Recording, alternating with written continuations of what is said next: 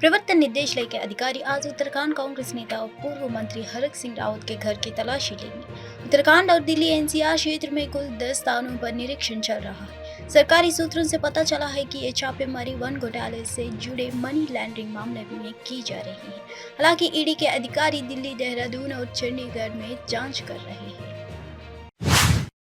दक्षिण अफ्रीका टी20 लीग 2024 में Sunrisers eastern cup तीर्थ यात्रा जारी है। लगातार जीत के साथ क्वालिफायर में जगह बनाने वाली सनराइजर्स फाइनल के लिए क्वालिफाई करने वाली पहली टीम बन गई है। मंगलवार को न्यू लैंड्स में आयोजित क्वालिफायर 1 में डरबन सुपर जॉइंट्स पर 51 रनों की जीत के साथ सनराइजर्स फाइनल में पहुंच गए। 2023 में खिताब जीतने वाली सनराइजर्स एक और खिताब भी अपने नाम करना चाह रही है। 10 ओवर में सिर्फ 10 रन देकर 4 विकेट लेने वाले ओटनील बैटमैन को प्लेयर ऑफ द मैच का अवार्ड मिला। पर अजीत डरबन के पास क्वालिफायर 2 के रूप में एक और मौका है, पर रियाज ने और जबाग सुपर किंग्स के बीच एलिमिनेटर मैच का विजेता डरबन फाइनल में जगह बनाने के लिए आमने सामने होगा। उत्तराखंड विधानसभा में आज से समान नागरिक संहिता विधेयक पर चर्चा होगी। वही मुस्लिम संगठन इस बिल का विरोध कर रहे हैं। मुस्लिम संगठन जमीयत उलेमा ये हिंद के प्रमुख मौलाना अरशद मदनी ने कहा कि यूसीसी बिल भेदभावपूर्ण है और मुस्लिम समुदाय को स्वीकार्य नहीं है, क्योंकि यह शरीयत के खिलाफ है। उन्होंने पूछा, अगर अनुसूचित जनजातियों को विधेयक के दायरे से छुटा दी जा सकती है तो मुस्लिम समुदाय को क्यों नहीं छूट दी जा सकती है। मौलाना अरशद मदनी ने पूछा कि किसी भी धर्म के लोग अपनी धार्मिक गतिविधियों में अनावश्यक हस्तक्षेप बर्दाश्त नहीं कर सकते। उत्तराखंड विधानसभा में पेश समान नागरिक संहिता विधेयक में संविधान के प्रावधानों का अनुसार अनुसूचित जनजातियों को नए कानून से छुटा दी गई है। कर्नाटक कांग्रेस ने 7 फरवरी यानी आज दिल्ली के जंतर मंतर पर केंद्र के खिलाफ विरोध प्रदर्शन किया। कर्नाटक कांग्रेस के वरिष्ठ नेता राज्य सरकार के कर हस्तांतरण के विरोध में एकाग्र हुए। कर्नाटक के आईटी मंत्री प्रियंक खड़गे ने कहा कि कन्नाडियों के हितों की रक्षा के लिए यहां आए हैं। उन्होंने कहा, हम यहां करों के वितरण, सूखा राहत राशि जो प्रदान नहीं की गई है, पर कन्नड़ लोगों के हितों की रक्षा के लिए है। ईडी और अन्य एजेंसियां भाजपा के लिए स्टाफ प्रचारक है, वे राष्ट्रीय एजेंसियां नहीं हैं। See, I'm not sure what the Kerala government's demands are. We are here to protect the interests of Kannadigas on the devolution of taxes, on the drought relief that is not being provided, and the Manrega mandates that needs to be increased, among other things. अरे ET ID तो सब star प्रचारक है भाई BJP के, वो independent agencies नहीं है। They're all star campaigners for BJP. Sir, Rajeev Chandrasekhar का स्टेटमेंट है कि वित्त मंत्री पहले ही साफ कर चुके हैं कि जितना कर्नाटक का हक बनता है वो दिया गया है बजट के अंदर। या तो वो एक डेवल्यूशन समझ नहीं पा रहे, या कितना टैक्स हम दे रहे हैं उसके ऊपर अमल नहीं कर रहे, या तो उनको कर्नाटक के समृद्धि में इंटरेस्ट नहीं है। आज प्रधानमंत्री राज्यसभा में सर बोलने जा रहे हैं, हमेशा तो बोलते हैं, मन की बात तो हमेशा बोलते हैं, दूसरों की सुनते कहाँ हैं? तो उसमें नई बात क्या है? फिर से नेहरू जी को बात करेंगे, इंदिरा जी के बारे में बात करेंगे, कांग्रेस के बारे में बात करेंगे, पिछले 10 साल में उन्होंने क्या किया वो उसके बारे में नहीं बोलेंगे।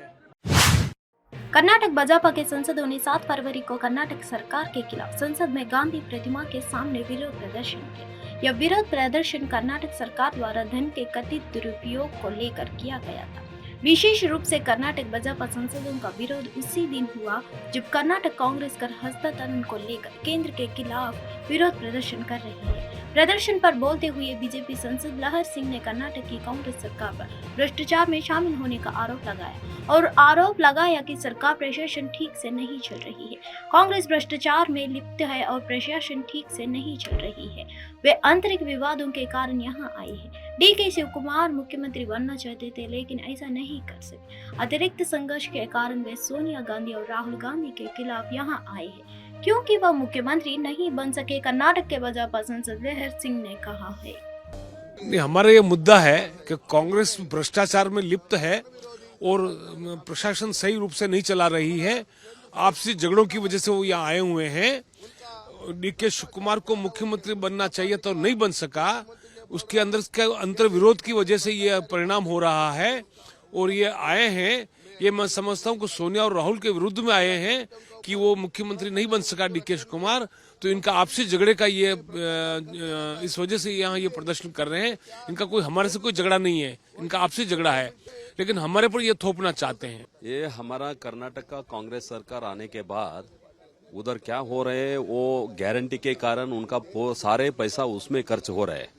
वो एमएलए है उनका, वो सारे एमएलए को 135 एमएलए, वो एमएलए को डेवलपमेंट के लिए फंड नहीं मिल रहे, इसलिए सारे एमएलए कांग्रेस सरकार के ऊपर गुस्सा है। वो सारे लोग उनको अगेंस्ट वो बात कर रहे हैं, इसलिए वो डाइवर्ट करने के लिए सिद्धरामैया ने आज वो केंद्र सरकार के ऊपर ये पैसा नहीं मिला ऐसा करके वो आ रहे हैं।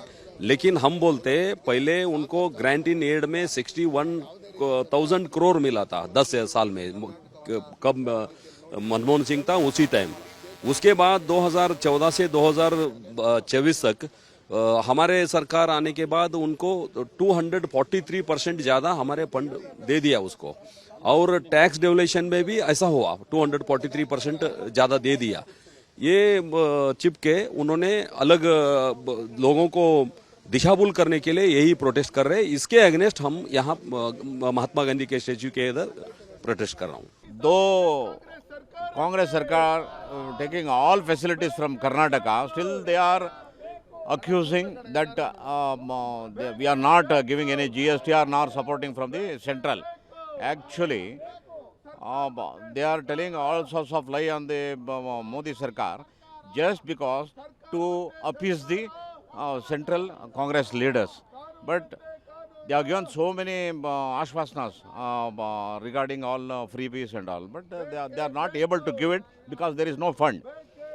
So to put the blame on the central government, they are making a drama. Big drama is going on in state.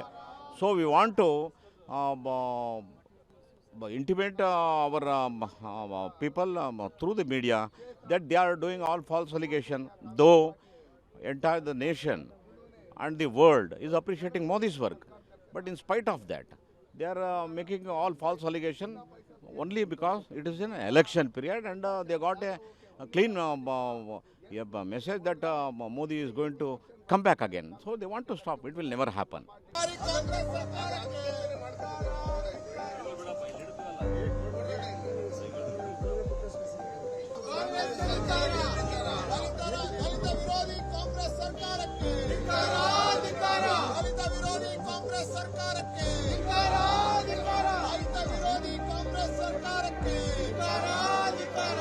ಸರ್ಕಾರಕ್ಕೆ ರೈತರಿಗೆ ಬರ ಪರಿಹಾರ ಕೊಡದ ಕಾಂಗ್ರೆಸ್ ಸರ್ಕಾರಕ್ಕೆ ಮಹಿಳಾ ವಿರೋಧಿ ಕಾಂಗ್ರೆಸ್ ಸರ್ಕಾರಕ್ಕೆ। राष्ट्रवादी कांग्रेस पार्टी में पिछले कुछ महीने से चल रहे विवाद को केंद्रीय चुनाव आयोग ने सुलझा लिया है। खुलासा हुआ कि अजीत पवार वर्ग की पहचान असली एनसीपी के तौर पर चुनाव आयोग ने अजीत पवार के समूह को पार्टी चिन्ह और प्रतीक आवंटित किया है, जिसके पास विधानसभा में अधिकांश विधायक है। इसके अलावा अजीत गुट को फंड और बैंक खातों पर भी नियंत्रण मिल जाएगा। अजीत पवार के गुट ने चुनाव आयोग के फैसले पर खुशी जताई, तो वहीं शरद पवार के गुट ने कहा कि वे सुप्रीम कोर्ट जाएंगे। अमेरिका में इन दिनों भारतीय छात्र बिल्कुल सुरक्षित नहीं है। आए दिन भारतीय छात्रों को यहां निशाना बनाया जा रहा है। भारतीय मूल के 23 वर्षीय छात्र का शव अमेरिका का शव मिलने से हड़कंप मच गया। देखा जाए तो इस हाल में साल ये 5वीं घटना है। वारेन काउंटी कोरोनर के कार्यालय ने एक बयान में पुष्टि की है कि इंडियाना के पर्ड्यू विश्वविद्यालय में डॉक्टरेट की पढ़ाई करने वाला समीर कामत का शव एक पार्क में मिला है। भारतीय मूल के बैरिस्टर वरुणा घोष ने आज ऑस्ट्रेलियाई संसद में भगवत गीता पर पद की शपथ ली, जो एक ऐतिहासिक क्षण का गवाह बना। यह उपलब्धि हासिल करने वाले वह ऑस्ट्रेलियाई संसद के पहले सदस्य बने हैं। वो पश्चिमी ऑस्ट्रेलिया के मूल निवासी है। उन्हें संघीय संसद की सीनेट में ऑस्ट्रेलिया राज्य का प्रतिनिधित्व करने के लिए विधानसभा और विधान परिषद द्वारा चुना गया था। बाद में आज उन्होंने शपथ ली है। दिल्ली के जंतर मंतर पर 7 फरवरी को यानी आज कर्नाटक के मुख्यमंत्री सिद्धरामैया के नेतृत्व में कांग्रेस का प्रदर्शन हो रहा। गुरुवार 8 फरवरी को केरल के मुख्यमंत्री P Vijayan left democratic front के पूरे मंत्रिमंडल के साथ यहां प्रदर्शन करेंगे। केंद्र सरकार से इन नेताओं को क्या मांग है? उन्होंने कहा कि कर्नाटक टैक्स कलेक्शन के मामले में दूसरे नंबर पर है, महाराष्ट्र नंबर पर 1 पर है।